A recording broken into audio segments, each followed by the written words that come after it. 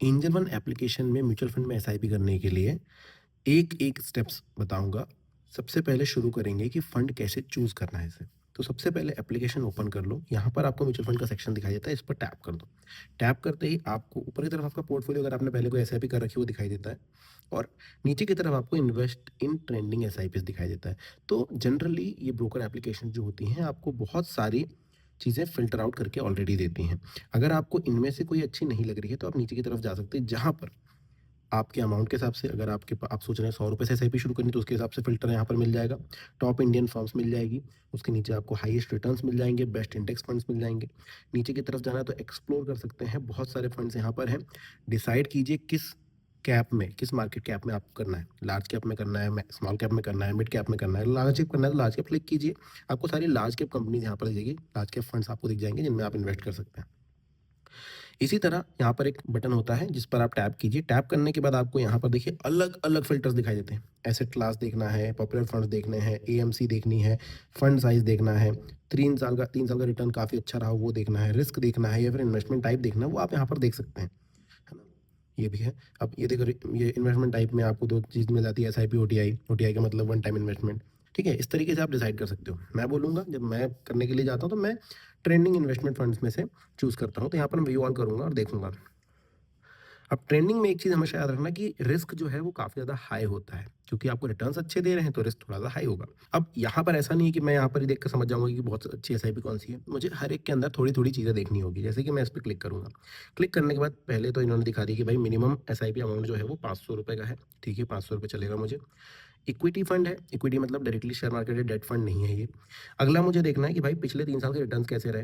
तो पिछले 3 साल में पहले तो अच्छा खासा जंप दिखा, उसके बाद ये स्लो हो गया थोड़ा-सा। लेकिन मुझे पता है कि क्योंकि मैं भी लॉन्ग टर्म 5 साल, 10 साल का सोच रहा हूँ, तो ये आगे भी अच्छा खासा काम करेगा, दिखाई दे रहा है।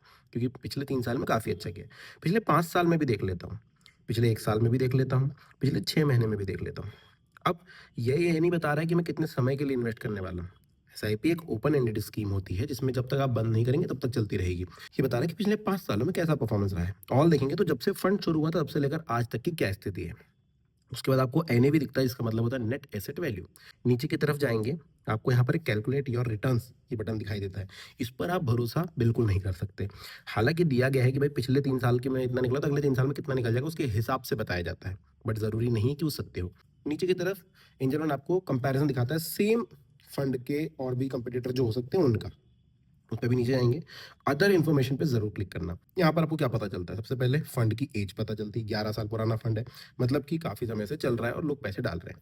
दूसरा एयूएम दिखाई देता है। एयूएम का मतलब होता है एसेट अंडर मैनेजमेंट, 37,500 करोड़ रुपए लगे हुए हैं इस फंड में, ये आप सिंपल-सिंपल समझ लीजिए। फिर पता चलता है लॉक इन पीरियड, आपको लॉक इन रखना है कि पैसे मतलब ऐसा तो नहीं कि पैसे डालने के बाद 6 महीने तक निकाल नहीं सकते। नहीं, ऐसा कुछ भी नहीं है, लॉक इन नहीं है। उसके बाद एग्ज़िट लोड पता चलता है। एग्ज़िट लोड का मतलब होता है कि भाई अगर आप एक सर्टेन पीरियड के अंदर से पैसा निकालोगे तो आपके ऊपर 1% चार्ज लगेगा जो कि आपके टोटल अमाउंट का रहेगा जितना निकाल रहे हो। इस पे आई बटन दबाइए, आपको पता चलेगा कि कितने समय के लिए 1% है। ये बोल रहा है 365 दिन। 365 दिनों के अंदर मतलब 1 साल के अंदर-अंदर अगर आपने इसमें से पैसे निकाले तो आपको 1% चार्ज देना पड़ेगा। ठीक है? बहुत सारे फंड में 1 महीने का भी होता है। नीचे जाएँगे, आपको देखना है expense ratio. Expense ratio generally 0.5 से 1.5% के अंदर-अंदर होना चाहिए। अगर ये 1.5% से भी ऊपर है तो मैं बोलूँगा कि मत करो, इतना ज़रूरी नहीं होता। मत मत मत डालो इसमें पैसे क्योंकि बहुत सारा आप चार्जेज़ ही बिटा रहे होंगे। 0.69% ठीक-ठाक सा है, 0.46% वाले मिलेंगे, 0.38% वाले भी मिल जाते हैं फंड्स। इसके बाद टैक्स का इम्प्लीकेशन यहाँ पर आपको दिखेगा।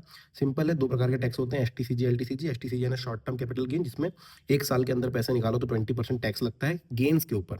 ₹1000 के ₹1100 हो गए तो ₹100 पे 20% लगेगा।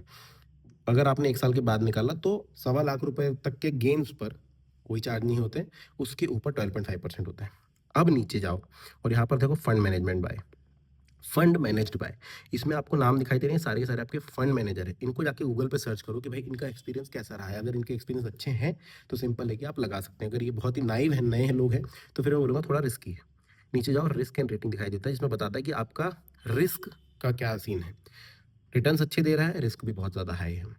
पर जनरली लॉन्ग टर्म में जब आप करते हैं 5 साल, 6 साल के लिए, 10 साल के लिए करते हैं, तो ये रिस्क ज़्यादा मायने नहीं रखता क्योंकि फिर वहाँ पे रिटर्न्स मिलते रहे होते हैं ठीक-ठाक। ये देखा गया है ऐसा, जब ज़रूरी नहीं कि अच्छे ही रिटर्न मिले। उसके नीचे फंड की होल्डिंग, ये बहुत ज़रूरी पार्ट है। इस पे क्लिक करना और देखना कि आप कि किस सेक्टर में ज़्यादा पैसे लग रहे हैं। आईटी सेक्टर में इतने परसेंट है, कंज्यूमर ड्यूरेबल्स में इतने हैं, रिटेलिंग में इतने हैं। इस तरीके से आपको सेक्टर का पता चलेगा कि आप किस सेक्टर में पैसे लगा रहे हैं। टॉप होल्डिंग्स पे क्लिक करेंगे तो आपको पता चलेगा कि भाई किस किस कंपनी में पैसे लगाया हुआ इन्होंने, है ना। यहाँ पर व्यू ऑल करो, आपको सारी कंपनीज दिखाई देगी, कितनी कंपनीज है, किन में पैसा लगाया, वो सारा का सारा दिखाई देगा यहाँ पर। तो टॉप होल्डिंग्स दिखाई देती हैं।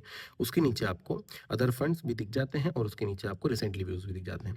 ये सारी चीज़ें एक बार क्लियर होगी ना कि आपका एक्सपेंस रेशो 1% से नीचे है, आपका AUM बहुत तगड़ा है, फंड की एज अच्छी खासी है, लॉकिंग पीरियड नहीं, एग्जिट लोड ज़्यादा नहीं ले रहे हैं, तो आप डिसाइड कर सकते हो कि यार फंड अच्छा है, फंड मैनेजर बढ़िया है, आप डिसाइड कर सकते हैं फंड अच्छा है। अब ये फंड क्योंकि मुझे पसंद आया तो मैं क्या करूँगा, इन्वेस्ट नाउ का बटन दबाऊंगा। SIP करनी है मुझे, इन्वेस्ट नाउ का बटन दबाया, जैसे ही दबाया इसने मुझे SIP के पेज पे लाके छोड़ दिया। दो ऑप्शन होते हैं, वन टाइम और SIP। वन टाइम का मतलब है एक बार पैसा डाल के छोड़ दो, भूल जाओ। SIP का मतलब होता है कि सिस्टमैटिक इन्वेस्टमेंट प्लान, आप हर महीने 500 रुपये धारक को अदा करेंगे, धारक को नहीं, मतलब आपके फंड में डालते जाएंगे, ठीक है। अब यहाँ पर अमाउंट क्योंकि मिनिमम 500 तो 500 रुपये आपको डालने ही पड़ेंगे। दूसरा है SIP की डेट सेलेक्ट करो, यहाँ पर डेट का बटन दबाइए और सिलेक्ट कीजिए कि आपको किस डेट को हर महीने ही पैसे डालने हैं। जैसे 3 तारीख मैंने डिसाइड कर ली, तो हर 3 तारीख को 500 रुपये मेरे अकाउंट से कट जाएंगे। ऑटोमेटिकली नहीं कटेंगे, जनरली आपको आएगी एक नोटिफिकेशन कि भाई पैसे डाल दो, लेकिन एक ऑटो पे सेटअप होता है जो मैंने देखी कर रखा है। ऑटो पे भी आगे मैं आपको समझा दूंगा कैसे होता है। अब SIP अमाउंट और डेट सेलेक्ट कर लिया आपने, 3 तारीख हमने सेलेक्ट कर ली है, ठीक है। डेट सिलेक्शन के बाद यहाँ पर देखो बैंक आपका दिखाई देगा, इस पर क्लिक करो। क्लिक करने के बाद बैंक सेलेक्ट करो, किस बैंक से आप पैसे देना चाहते हैं। अगर आप गूगल पे से करना चाहते हैं तो गूगल पे सेलेक्ट करो। क्लिक करने के बाद आप बैक आ जाओ, यहाँ पर बैंक सेलेक्ट होगा। अब ये सेलेक्ट करने के बाद आपको पे का बटन दबाना है। जैसे ही पे का बटन दबाओगे ये जाएगा एक नोटिफिकेशन आपके गूगल पे एप्लीकेशन पर। गूगल पे पर यहाँ पर आप सेलेक्ट करेंगे, यहाँ पर आप अपने जो बैंक आपने कोटक महिंद्रा दिया था वही यहाँ पर सेलेक्ट कीजिए और उससे पे कीजिए। जैसे आप पे करते हैं इस तरीके से यहाँ पर आएगा और फिर आपका पेमेंट सक्सेसफुल दिखा करके SIP चालू हो गई है बता देगा। देखिए, पेमेंट करने के तुरंत बाद आपको इस तरीके से SIP ऑर्डर प्लेस दिखाई देगा, SIP बीइंग प्रोसेस्ड। ये आपके ऑर्डर प्लेसमेंट के बाद 2 से 3 दिन के अंदर आपको मिल जाएगी। ऑर्डर डिटेल्स आप यहाँ से देख सकते हैं, जैसे क्लिक करेंगे आपको यहाँ पर ऑर्डर की डिटेल मिल जाएगी। आपको दिखाई देगा कि भाई प्रोग्रेस में है, थोड़े दिन में सक्सेसफुल हो जाएगी, और तुरंत नहीं होती है, एक दिन का समय लगता है, उसके बाद आपको दिखाई देती है। फिर आप ऑटो पे सेटअप कर सकते हैं, आपको वहीं पर एक ऑप्शन भी दिया जाता है कि भाई ऑटो पे सेटअप कर लो।